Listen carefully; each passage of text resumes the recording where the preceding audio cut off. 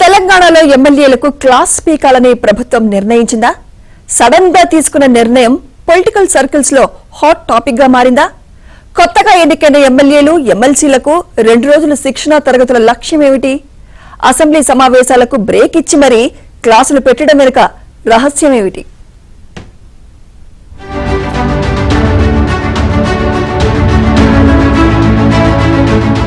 కొత్తగా ఎన్నికైన శాసనసభ్యులు శాసనమండలి సభ్యులకు శిక్షణా తరగతులు నిర్వహించాలని తెలంగాణ ప్రభుత్వం నిర్ణయించింది.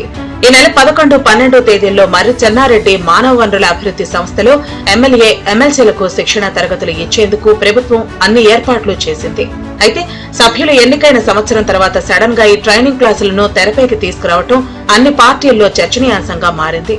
ఈ ట్రైనింగ్ క్లాసుల అసలు కారణం వేరే ఉందనే విశ్లేషణలు కూడా జరుగుతున్నాయి.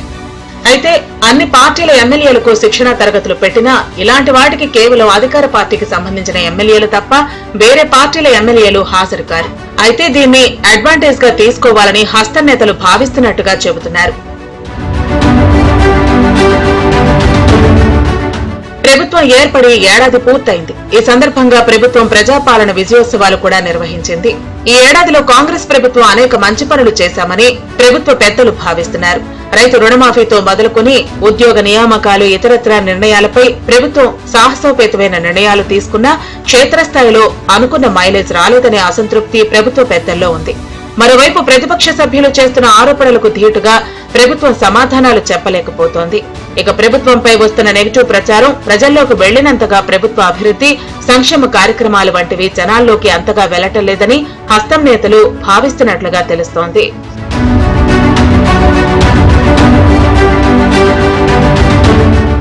అసెంబ్లీలో ఈసారి మెజార్టీ సభ్యులు కొత్తగా ఎన్నికైన వారే. సభలో మొత్తం 119 మంది సభ్యుల్లో సగానికి మించి కొత్త సభ్యులు ఉన్నారు. అంటే 60 మందికి పైగా కొత్తగా ఎన్నికైన సభ్యులే అసెంబ్లీలో ఉన్నారు. ఈ కొత్త సభ్యుల్లో కూడా కాంగ్రెస్ నుంచి ఎన్నికైన వారు 45 మంది. వీరికి సభలో ఎలా వ్యవహరించాలనే విషయంలో కొన్ని ఇబ్బందులు ఎదురవుతున్నట్లు ప్రభుత్వం గుర్తించింది. మరోవైపు ప్రతిపక్ష బీఆర్ఎస్ ఎమ్మెల్యేలు గత 10 ఏళ్లు అధికారంలో ఉండటం, ఆ పార్టీ సభ్యులు సీనియర్లు కావడంతో వాళ్లంతా కలిసి సభల్లో ప్రభుత్వంపై పైచేయి సాధిస్తున్నారు. దీంతో కాంగ్రెస్ సభ్యుల్లో వెనకడుగు పడుతోందని, ఈసారి అలా కాకుండా కొత్తగా ఎన్నికైన కాంగ్రెస్ సభ్యులకు మంచి శిక్షణ ఇవ్వాలని సర్కారు పెద్దలు భావించారు. ప్రభుత్వం ఏర్పడి సంవత్సరం పూర్తి కావడంతో ఇకపై సభలోనూ బయట కూడా దూకుడుగా ఉండాలని కాంగ్రెస్ నిర్ణయం తీసుకుంది.